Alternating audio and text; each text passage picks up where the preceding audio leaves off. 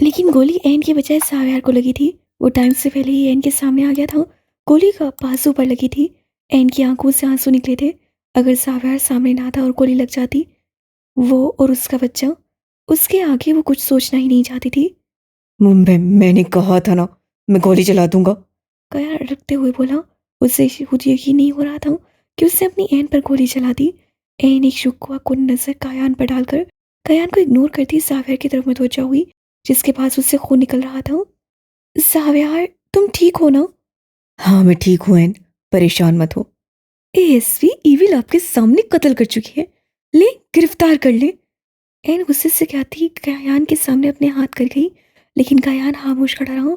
N ने गुस्से भरी नजर कयान पर डालकर साव्यार को बाजू का सहारा दे दे बाहर ले जाने लगी। एकदम पीछे मुड़ी कुछ सोचते हुए, अरशद की लाश आपको मुबारक हो एसवी कयान कासमी। आपने बहुत अच्छे से ड्यूटी निभाई है। एन के लहजे में गम था जो कि कयान को महसूस हुआ था। एन सावेर को ब्लैकमेल छोड़ दी घर के लिए निकल गई थी। कयान को भी एकदम अफसोस हुआ था, लेकिन उसे फिर से गुस्सा आया था कि उससे कितनी दफ़ा एन को मना किया था, लेकिन वो बात नहीं आई थी। इसलिए कयान ने गुस्से से एन पर गोली चलाई थी, शायद गलती से। कयान भी गुस्से से घर से निकल पड़ा। वो कहते हैं ना, जब इंसान को गुस्सा आता है तो वो पागल हो जाता है, अपने गुस्से पर कंट्रोल नहीं कर पाता, उसकी अकल घास चढ़ने चली जाती है। यही हिसाब कयान साहब का है। उससे इन पर बेहद गुस्सा था। वो उसके मना करने के बावजूद उसके सामने कत्ल कर चुकी थी। जी सर, कयान सर के सामने ही कत्ल किया है उनकी बीवी, यानी कि एविल ने। मैं अपने आदमी उनके पीछे छोड़े थे। सर आप फिक्र मत करें, पल पल की खबर मैं आपको दूंगा। अकरम जो मिनट मिनट की नजर के किंग को खबर देने लगा। जी सर, कयान सर बहुत गुस्से में घर वापस गए हैं। एविल ने हमारे एक आदमी को मार दिया, लेकिन उसे क्या पता, हमने जानबूझकर अरशद को पाकिस्तान बुलाया था। मुझे पता है, वो कहते हैं ना, अपना शिकार सूंघते वो लोग अरशद तक जरूर आएंगे। और देखो, वो आ गए और मेरे जाल में फंस भी गए। बेचारी एविल। अकरम, तो अभी भी नजर रख और पल पल की खबर मुझे दे। जी सर, जैसा आप कहें। ये कहते अकरम कॉल काट चुका था। एन घर तो वापस आ गई थी, लेकिन उससे अब कयान के रिएक्शन से डर भी लग रहा था और उससे कयान पर गुस्सा भी आ रहा था। मिले जुले तासुरात से वो कयान का इंतजार करने लगी। अभी वो कमरे में चक्कर लगा रही थी। कयान तनफन करता कमरे में दाखिल हुआ। सामने ही एन को देख उसे शक हुआ कि ये वही ईविल है जो थोड़ी देर पहले कत्ल करके आई है। इतनी पुरसुकून कैसे हो सकती है? आन! Shut up, just shut up.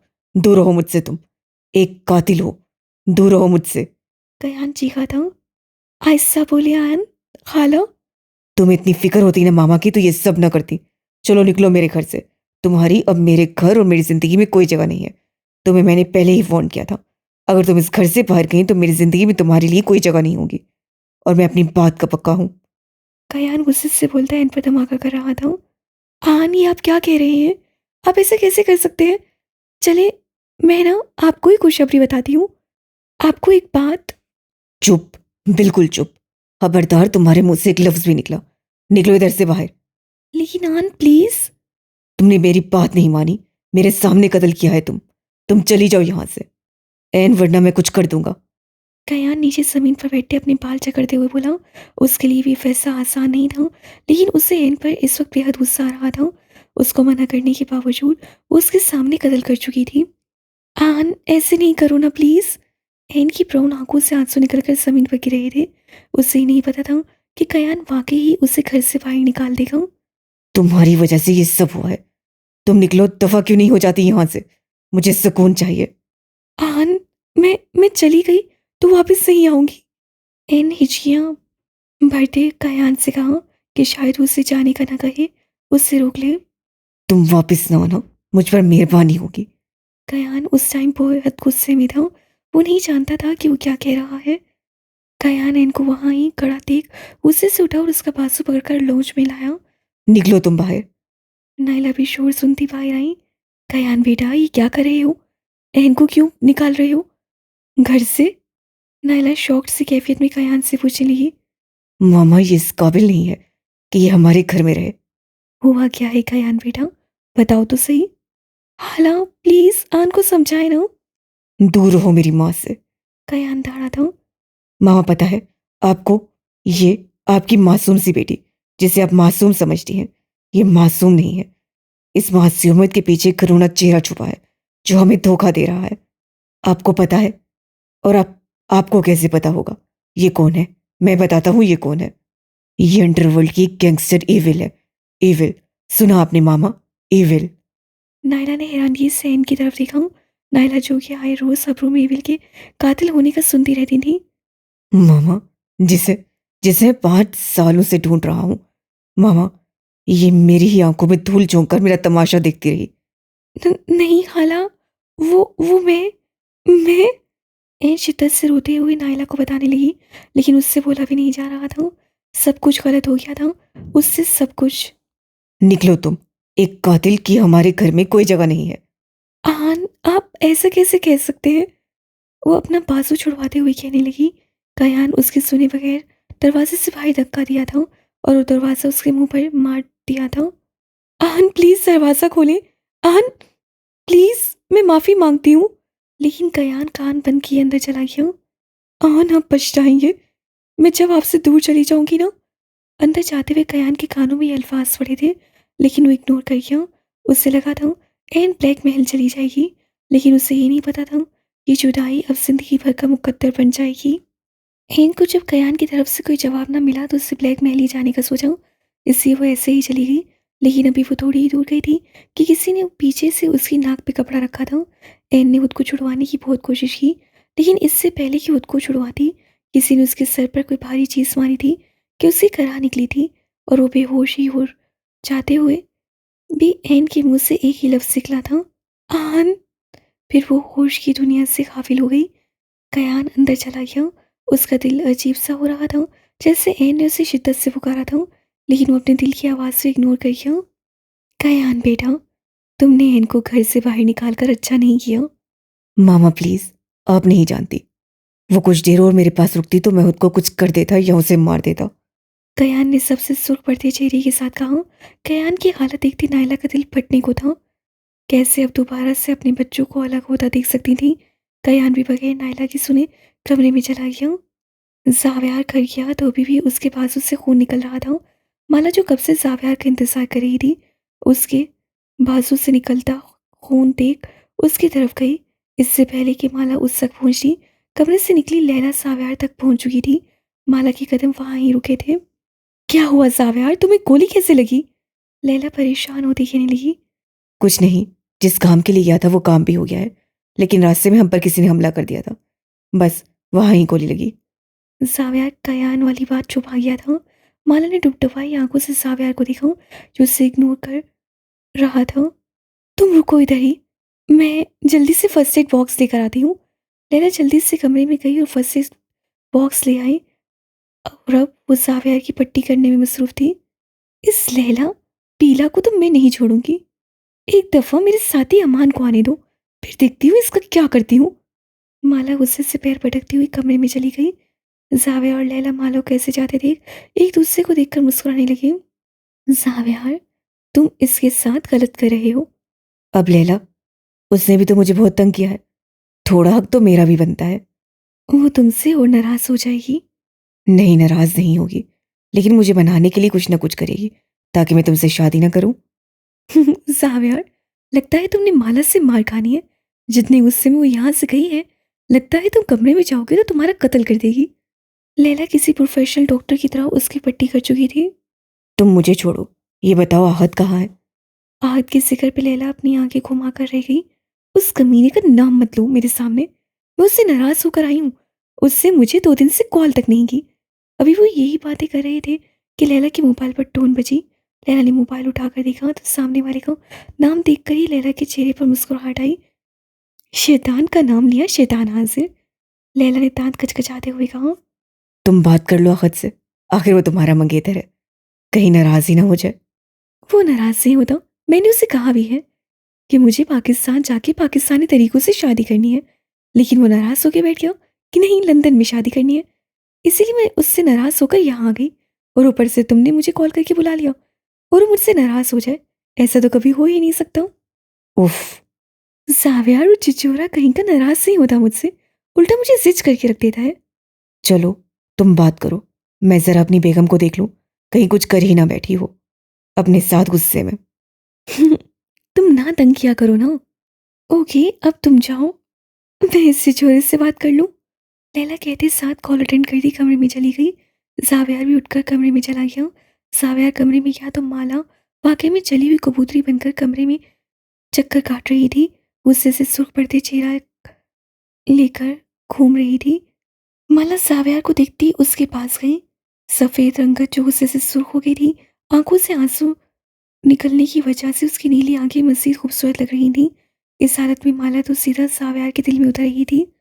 माला उसके पास जाकर उसका किरपान पकड़ा और अपनी नीली आंखें जावियार की सब आंखों में गाड़ने लगी। तुम्हारी हिम्मत कैसे हुई जावियार काशिम खान, मुझे सीला पीला के सामने इग्नोर करने की बोलो। जबकि जावियार तो माला का ये रूप देखकर हैरान हुआ।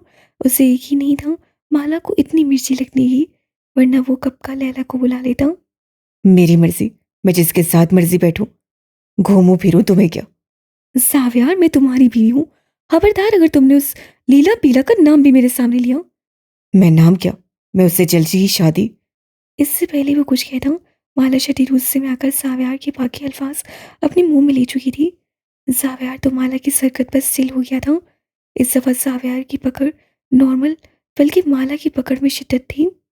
जावियार भी माला को खुद पर झुकते देख उसके लम्स को पाकर उसका साथ देने लगा था। थोड़ी देर बाद माला अपनी शिद्दत दिखाते पीछे हुई थी, आंखों में अपने जावी के लिए बेपनाह प्यार और उसी गुर्बत को हमार लिए जावियार को देखने लगी।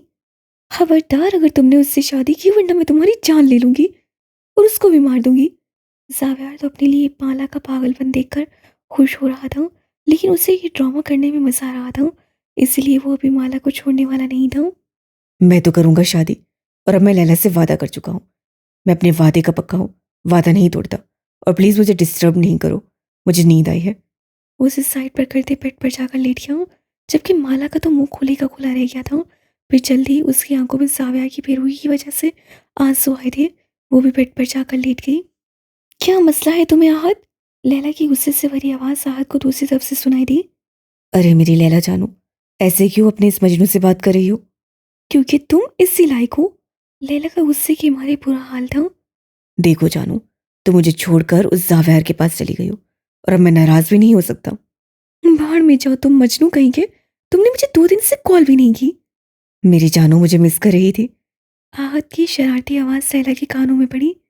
मिस करती है मेरी जूती? जानू, ज्योति भी मिस करती है, ये तो मुझे आज पता चला। आहत, मैं तुम्हारा सर फाड़ दूंगी। लैला चीखी थी। मेरा दिल भी चीर कर देख लो, उसमें सिर्फ और सिर्फ तुम मिलोगी लैला जानू।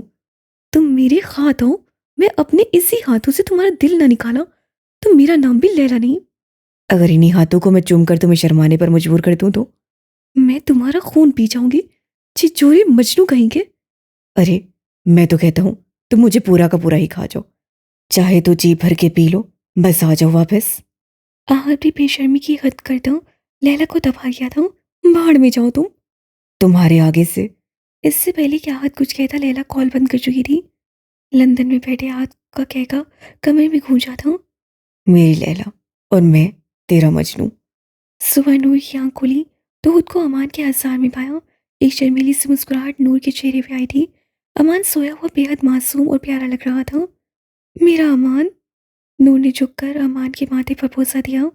तुम इतनी प्यारी क्यों हो अमान? तुमने मुझे सारी जिंदगी जीने का मकसद दिया है। मैं सारी जिंदगी भी तुम्हारी गुलामी करती रहूंगी ना, तो कम होगा। और तुम्हारी आंखें मुझे अपने शहर में जकड़ती हैं। तुम्हारी आंखों में मुझे अपने लिए बेहद दीवानगी और मोहब्बत नजर आती है। तेरी आंखों का तिलिस्माती सा महवर शहर मुझे चूकने में नाकाम नहीं होता। चंद लम्हों के लिए वक्त ठहर जाता है, चंद लम्हे तो कोई काम नहीं होता। नूर की सरगोशी सुनते अमान के लब मुस्कुराए थे। मेरी बातों से, मेरी आंखों से इतना प्यार है कि उनके लिए शायरी बोली जा रही है। अमान ने नूर की कमर को पकड़कर अपने ऊपर गिराया था। मान, मुझे कोई शर्म महसूस नहीं होती तुमसे सारे मोहब्बत करने में। तुम मेरे महरम हो, तुमसे ही मोहब्बत करूंगी ना। ओए होए, आज तो आप मेरा ईमान डगमगाने के चक्करों में है। नहीं नहीं, ऐसी कोई बात नहीं। नूर ने उठने की कोशिश की। ऐसी ही बात है नूर। अमान ने नूर को दोबारा से अपने ऊपर गिराते बोला। मान, तंग नहीं करो ना, उठो, हमें कश्मीर भी घूमना है। नूर अमान के कंधे पर थप्पड़ मारते हुए बोली। उफ, एक तो आपका ये घूमना, मुझ जैसे शरीफ बंदे के जज्बात भी समझ जाया करें कभी नूर। अमान की बात की गहराई समझकर नूर के गाल थूके थे। समझ जाऊंगी, अभी फिलहाल उठो। ओके नूर, आप भी ना, आपका हुक्म सर आंखों पर। अमान नूर को पीछे करता वॉशरूम चला गया। पागल। पीछे नूर अमान की बातें याद करके मुस्कुराने लगी। कयान सुबह उठा तो अपने साथ वाली जगह खाली देखकर कयान के दिल को कुछ हुआ। एन, काश तुम मेरी बात मान लेती तो मुझे ये सब न करना पड़ता। काश। कयान ने गहरा सांस लेकर बेबसी से कहा और उठकर वॉशरूम चला गया। एन की आंख खुली तो खुद को कुर्सी से बंधा हुआ पाया। उसने नजरें उठाकर जगह को पहचानने की कोशिश की, लेकिन वो छोटा सा कमरा जहाँ सिर्फ कमरे के बीचों बीच कुर्सी पड़ी थी जिस पे एन को सख्ती से बांधा गया था, बाकी पूरा कमरा खाली था। ऐसा ऐसा एन को रात का मंजर याद आया था कि कैसे कयान ने उसे घर से बाहर निकाला था। वो तो ब्लैकमेल जाने के लिए निकली थी, तो किसी ने उसके नाक पर रुमाल रखकर उसे बेहोश करने की कोशिश की थी और किसी ने उसके सर पर भारी चीज भी मारी थी। उसे बहुत कुछ गलत होने का एहसास हुआ था। उसे बस इतना याद था कि कयान ने उसे बाहर निकाला था और वो सोचों में बहुत आगे निकल गई थी। और जब वो ब्लैकमेल जाने लगी तो किसी ने उसे बेहोश कर दिया था। एन ने खुद को छुड़वाने की बहुत कोशिश की, लेकिन उसके हाथ पैर बहुत मजबूती से बांधे गए थे। कुछ वो माँ बनने वाली थी, इसलिए वो ज़्यादा जोर भी नहीं लगा पा रही थी। वो किसी भी तरीके से अपने बच्चे को कुछ नहीं होने देना चाहती थी। अपने आप को छुड़वाते वो हलकान हो रही थी। अभी उसे होश में आए थोड़ी ही देर हुई थी। कमरे का दरवाज़ा खुला था। सामने से आते दो आदमी जिनके हाथ में खाना था और साथ में एक लड़की थी। एन ने अजीब नजरों से उस लड़की को देखा। कौन हो तुम लोग और मुझे क्यों पकड़ा है? एन उन्हें देखकर कर्ज कर बोली। हमारे सर का हुक्म है, वो आकर तुझे खुद ही बताएंगे। अभी ये खाना खा ले, ज्यादा बकवास करने की जरूरत नहीं है। वो आदमी साथ में लड़की को खाना पकड़ाते इशारा करते हुए बोला। इसे खाना खिला दो। और लड़की डरते डरते खाने की प्लेट पकड़कर एन की तरफ बढ़ी। इसे खाना खिला देना, बॉस को ये जिंदा चाहिए, वो उसे अपने हाथों से खुद मारना चाहते हैं। वो आदमी कहकर लगाते कमरे से बाहर जाकर खड़ा हो गया, जबकि एन ने उस लड़की को देखा जो कि बेहद खूबसूरत सी कोई 20-21 साल की लड़की होगी जिसका पेट भरा हुआ था। एन को पता चल गया था कि वो माँ बनने वाली है। वो लड़की बहुत ही प्यारी, सफ़ेद रंग का ब्राउन बाल और डार्क ग्रीन आंखें। वो किसी जहाँ की भटकी हुई शहजादी ही लग रही थी, लेकिन वो यहाँ क्या कर रही थी? एन ने ताज्जुब से सामने खड़ी लड़की को देखा जो कि उसकी तरफ आ रही थी। वो लड़की मुश्किल से एन के पैरों की तरफ बैठी। आप ही खाना खा ले वरना वो मुझे भी मारेंगे। वो लड़की डरते डरते आंखों में आंसू लिए एन को कहने लगी। कौन है इनका सर और मुझे क्यों पकड़ा है? एन को शक तो था कि ये किंग का काम है, लेकिन वो कंफर्म करना चाहती थी कि किसकी इतनी हिम्मत हो गई कि एविल पर हाथ डाला है। आप भी वो किंग है ना? वो ही पकड़ते हैं और अपने पास कैद कर लेते हैं, जैसे मुझे क्यों? वो सबको कैद कर लेता है और मारता भी है। उस लड़की को अपने सामने अपनी ही जैसी लड़की नजर आई थी और वो अपना दिल खोल कर बैठ गई। ना जाने कब से वो अपने दिल का गुबार लिए बैठी थी। तुम्हारा नाम क्या है और तुम कब से यहाँ हो? एन ने आंखें बंद करके सबसे पूछा। उससे अपने आप से ज्यादा अपने बच्चे की फिक्र थी जो कि अभी इस दुनिया में आया ही नहीं था। मेरा नाम मीरम है और मुझे 1 साल होने वाला है। अभी आप अब कुछ मत बोलिएगा और खाना खा लिए वरना वो अंदर आ जाएंगे और वो मुझे मारेंगे। मीरम ने डरते डरते अपने पीछे दरवाजे की तरफ देखा जहाँ वो शैतान खड़े उन्हें ही देख रहे थे। एन को भी भूख लगी थी और वैसे भी उससे अभी ताकत की जरूरत थी यहाँ से निकलने के लिए और अपने बच्चे को बचाने के लिए। एन भी खामोशी से उस लड़की के हाथों खाना खाने लगी थी। खाने में क्या था? सूखी रोटी और पानी वाली दाल। ये देखकर एन का दिल खराब हुआ था। उससे तो कभी ऐसा खाना देखा भी नहीं था। अब वो खाने पर मजबूर थी। उन्होंने एन के हाथ खोलने की गलती नहीं की थी।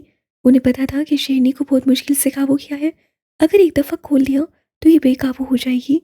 वो लड़की अब एन को खाना खिलाकर बगैर कुछ कहे चली गई थी। कयान के बारे में सोचकर एन की आंखों में आंसू आए। आन, आपने क्यों मुझे अकेला छोड़ दिया? क्यों मुझे और हमारे बच्चे को तनहा कर दिया? अब देखिए ना, मैं आपसे दूर हूँ।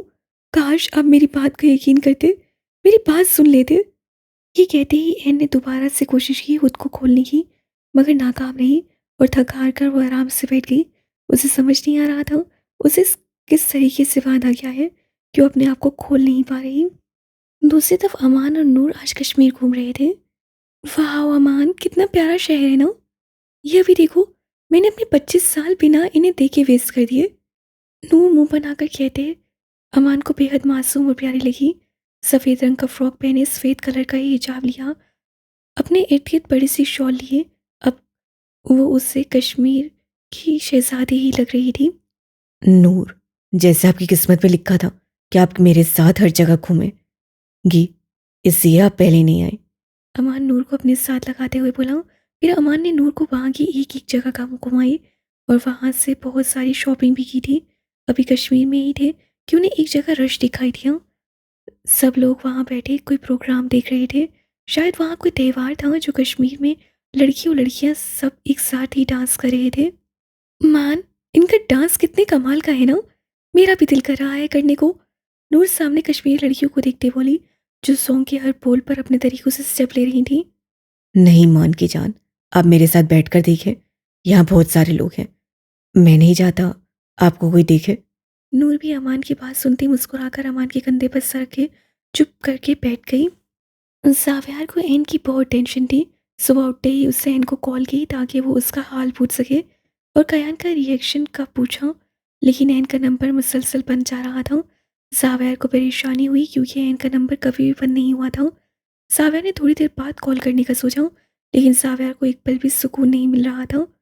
1 घंटा 2 घंटे मजीद गुजर गए, लेकिन जावियार कॉल करता जा रहा था। जावियार को परेशान देखकर माला भी उससे करीब आकर बैठी। क्या हुआ सावी, तुम क्यों परेशान हो? किसको कॉल्स कर रहे हो? मैं कब से देख रही हूँ। माला, एन कॉल नहीं उठा रही। क्या करूं?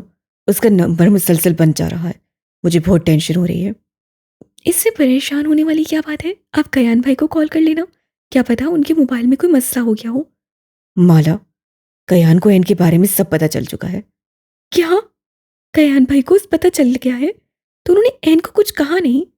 कल तो बहुत गुस्से में था कयान, और आज एन कॉल नहीं उठा रही। सावी, कयान भाई को करो कॉल। मुझे भी अब टेंशन होने लगी है। हम्म। जाविया कयान को कॉल करने लगा था। वो जो पुलिस स्टेशन जाने के लिए तैयार हो रहा था। जाविया की कॉल आते देख उससे गुस्सा आया। कयान ने समझा कि अब ये भी धमकी देगा और गुस्सा करेगा कि इनको घर से क्यों निकाला। उससे कॉल को इग्नोर करना ही बेहतर समझा, लेकिन बार बार कॉल आते देख कयान ने गुस्से से कॉल उठाई। क्या तकलीफ है मॉन्स्टर साहब, जो हमें बार बार कॉल किए जा रहे हो? कयान ने साव्यार का नाम लेने का भी तकल्लुफ नहीं किया था और मॉन्स्टर पर जोर देते हुए कहा। कयान के तर्क लहजे से साव्यार को कुछ गलत होने का एहसास हुआ था। कयान, एन कहाँ है? मेरी कॉल नहीं उठा रही। साव्यार कयान की बात को इग्नोर करता बोला, जबकि साव्यार के एन के बारे में पूछने से कयान एक पल को परेशान हुआ। क्या मतलब एन कहाँ है? वो तुम्हारे ही घर होगी। कयान भी जवाब देता बोला। कयान, वो तुम्हारी बीवी है तो हमारे घर क्यों होगी? तुम्हारे घर होगी ना, क्योंकि मैंने उसे कल रात घर से निकाल दिया था और मैं समझा कि वो तुम लोगों के पास चली गई है। ओह शिट, तुम होश में भी हो? तुमने क्या किया है कयान? साव्यार की गुस्से भरी आवाज कयान को सुनाई दी। और तुम लोगों ने जो मेरे साथ किया है वो ठीक था। कयान भी तुर्की बात तुर्की बोला। और तुम लोग ये ड्रामा बंद करो और अपनी इविल और खुद को मेरे सामने मासूम साबित मत करो। कयान, अगर तुम्हें यकीन नहीं आ रहा है तो यहाँ आकर खुद देख लो। साव्यार परेशान होता। उससे अब एन की तरफ से टेंशन हो रही थी कि वो कहाँ चली गई। ना वो कयान के पास है ना ही यहाँ। इससे पहले कि कयान कुछ कहता, साव्या बगैर उसकी बात सुने कॉल बंद कर चुका था। अगर तो इविल ने झूठ बोलकर मुझे वहां बुलाया तो मेरे हाथों आज वो नहीं बचेगी, ना ही वो मॉन्स्टर। कयान भी घर से निकलता ब्लैकमेल की तरफ चल पड़ा था ताकि वो जाकर ये सच्चाई तो मालूम करे कि एन वहाँ है भी या नहीं। माला, एन को कयान ने घर से निकाल दिया था। वो कहाँ चली गई? अगर वो ठीक होती तो उसे हमारे पास ही आना था। नहीं, लेकिन उफ, मैं उसे कहाँ ढूंढूं? सावी, परेशान मत हो, एन ठीक होगी जहाँ भी होगी। माला भी परेशान होती साव्यार के साथ बैठकर उसे तसल्ली देने लगी। साव्यार और माला रूम में ही थे कि उसे नीचे से कयान की आवाज़ सुनाई दी। निकलो बाहर, इविल और मॉन्स्टर बाहर निकलो। जावियार माला को ऊपर ही बिठाए नीचे आया। जावियार का भी गुस्से के मारे बुरा हाल था कि उसकी बहन को कयान ने घर से बाहर निकाल दिया है। अब जावियार और कयान आमने सामने खड़े थे। एन कहाँ है? तुमने उसे आधी रात को घर से बाहर क्यों निकाला? जावियार कयान का कॉलर पकड़ते हुए दौड़ा था। कयान ने गुस्से से अपने कॉलर पर जावियार की गिरफ्त को देखा। पीछे हटो मॉन्स्टर। तुम्हारी हिम्मत कैसे हुई पुलिस वाले के कॉलर पर हाथ डालने की? कयान भी गुस्से से भड़का। कयान अपनी पिस्टल निकालता जाविया के सीने पर रखा। जाविया कयान की इस हरकत से मुस्कुराया था और अपने दूसरे हाथ से कयान को समझने का मौका दिए बगैर अपनी गन निकालकर कयान की कमर पर रख चुका था। एएसपी, तुम मेरी बहन का इश्क हो इसीलिए तुम्हें कभी मार नहीं सकता, और ये पिस्टल दिखाकर तुम मुझे डरा रहे हो। अब तो तुम जान भी चुके हो कि हम कौन हैं, और इस पिस्टल से हमारा रोज का काम है। मौत से खेलकर वापस आते हैं हम। कयान साव्यार की बात सुनता उसके सीने पर अपनी गन का जोर दिया। अगर तुम मुझे मारोगे तो तुम भी मेरे हाथों मरोगे मॉन्स्टर। माला और लैला भी बाहर निकलकर दोनों को देखने लगी थी, जो एक दूसरे की जान लेने पर तुले थे। कयान भाई, माला चीखती हुई नीचे आई थी। पीछे हटे, क्या कर रहे हैं आप लोग? एन गायब है, ना वो आपके पास है ना ही हमारे पास, और अब यहाँ एक दूसरे से लड़ रहे हैं। मुझे तुम लोगों की बातों पर यकीन नहीं है। तुम लोग जब एक बार धोखा दे सकते हो तो बार बार भी धोखा दे सकते हो। कहीं छुपा कर रखा होगा अपनी ईविल को। कयान तंसिया मुस्कुराकर बोला। कयान की मुस्कुराहट में कुछ तंस और कुछ नमी और कुछ बेबसी थी। आपको गलतफहमी। इससे पहले कि माला कुछ बोलती कयान बोल पड़ा। हाँ, मुझे गलतफहमी ही थी कि आप लोग अच्छे हैं, मेरे अपने हैं, लेकिन मुझे धोखे के सिवा कुछ नहीं मिला, और बहुत जल्द मैं तुम लोगों को सबूतों समेत जेल में बंद करूंगा। कयान अपनी पिस्टल वापस रखते हुए साव्यार से बोला। बड़ी खुशफहमियां हैं भाई एएसपी को। चलो, अच्छी बात है, ख्वाब देखते रहे, अच्छी बात है, लेकिन खुली आंख से ख्वाब मत देखो, मुंह के बल गिरोगे। साव्यार कहकर लगाते हुए कयान की बेइज्जती करते हुए बोला। कयान का अपना बेइज्जती पर चेहरा सुर्ख हुआ था। Just wait and watch Monster. कयान ही कहते ही जाने लगा। तुम पछताओगे क्या यान? अब अगर एन मिल भी गई तो तुम्हारे पास नहीं आने दूंगा। साव्यार दाड़ा था। मुझे उसकी कोई जरूरत नहीं, अपने पास ही रखना। कयान बेरुखी से कहते चला गया था। उसे अभी भी यही लग रहा था कि सब झूठ बोल रहे हैं। जावी अब। कुछ करता हूं माला, तुम परेशान मत हो। लैला इस मामले में कुछ नहीं बोली थी, क्योंकि उसे अभी कुछ पता ही नहीं था कि ये मामला है क्या। एक ही जगह कुर्सी पे बैठ बैठ कर एन की कमर अकड़ गई थी। ऊपर से पेट दर्द अलग था। उफ, मैं अब कहाँ जाऊं? वो दाल और सूखी रोटी खाकर एन के पेट में दर्द होने लगा था। किससे मदद मांगू? प्लीज साव्यार, तुम ही अब कुछ कर सकते हो। तुम्हें पता है मेरे इयररिंग्स पे ट्रैकर लगा है, तुम क्यों नहीं पहुंचे अभी तक? एन ने बेबसी से सोचती आंखें बंद की थी। अभी उसकी आंखें बंद ही थी कि कमरे का दरवाज़ा दोबारा से खुला था और सुबह वाली लड़की फिर से आई थी और वो खाना ही लेकर आई थी। खाने के नाम पर एन ने आंखें खोलकर मीरम को देखा और नाक मुंह चिढ़ाने लगी। तुम फिर आ गई? एन एक नज़र खाने को देखकर पूछने लगी। मीरम के पीछे कार्ड जो उसकी रखवाली के लिए आए थे कि मीरम किसी भी तरीके से एन की मदद न कर सके जब तक खाना नहीं खिलाती थी, वो कार्ड उनके पास ही खड़े रहते थे। उन कुत्तों को देखकर एन को बहुत गुस्सा आया। अबे ओ सुनो, जब यहाँ से तुम लोग जाओ ना तो अपने बॉस को कहना कुत्तों की तरह चुप कर बैठे हो, मेरे सामने आओ और सामने आकर मुझसे बात करो।